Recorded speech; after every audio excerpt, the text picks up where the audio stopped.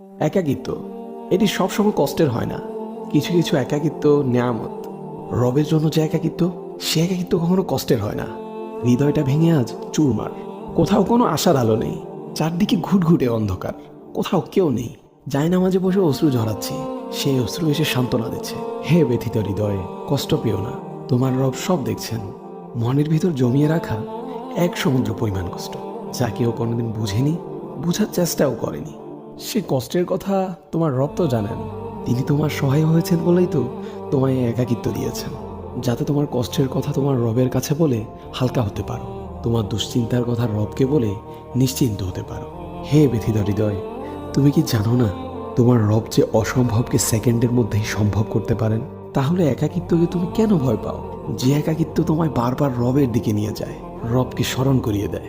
হে ব্যথিত হৃদয়, কষ্ট পেও না। শীঘ্রই তোমার রব তোমাকে এত দিবেন যে তুমি সন্তুষ্ট হয়ে যাবে।